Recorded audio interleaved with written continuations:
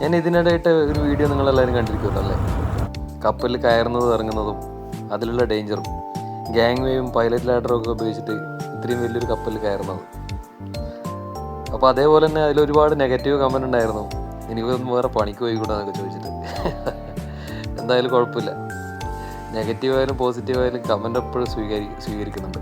അപ്പം പറയാനുള്ളത് എന്താണെന്ന് വെച്ചാൽ, ഇന്ന് ഞാനിപ്പോൾ ഒരു ചെറിയൊരു കുഞ്ഞൻ വെസലിൻ്റെ ഇൻസ്പെക്ഷൻ വേണ്ടിയിട്ട് വന്നിരിക്കുകയാണ് ഒമാനിലോട്ട്. വലിയ വെസലിൽ നിന്ന് ആൾക്കാർ ഇറങ്ങുമ്പോഴും കയറുമ്പോഴും നമ്മൾ സാധാരണ ക്രൂ ബോട്ടാണ് അയക്കാറ്. പക്ഷേ ഇപ്രാവശ്യം ഞാൻ വന്നിട്ടുള്ളത് ഒരു കുഞ്ഞൻ കപ്പലായിട്ടുണ്ടാണ്, വാട്ടർ ബാർജ്.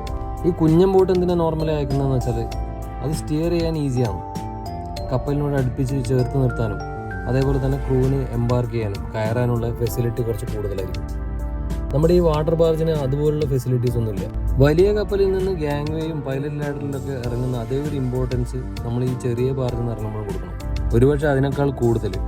വലിയ കപ്പലിലേതുപോലെ ഫെസിലിറ്റീസ് ഒന്നും ഈ ചെറിയ ബാർജിലോ ബോട്ടിലോ ഉണ്ടാവണമെന്നില്ല. ലഗേജ് എടുക്കാൻ വേണ്ടിയിട്ട് ക്രെയിന്, അതേപോലെ എംബാർക്കേഷൻ കരയിലേക്ക് കയറാൻ വേണ്ടിയിട്ട് ലാഡറോ കാര്യങ്ങളോ ഉണ്ടാവണമെന്നില്ല.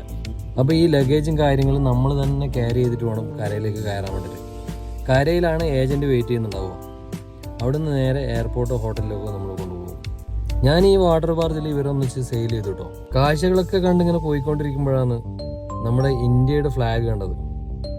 ഒമാനിൽ നമ്മുടെ ഇന്ത്യൻ നേവിയുടെ വെസൽ. ആഹാ, എന്തൊരു അഭിമാനം തോന്നിപ്പോയി. അപ്പോൾ ഇതുപോലുള്ള കൂടുതൽ നല്ല നല്ല വീഡിയോയുമായി അടുത്തത് വീണ്ടും കാണാം. Signing off. Bye bye.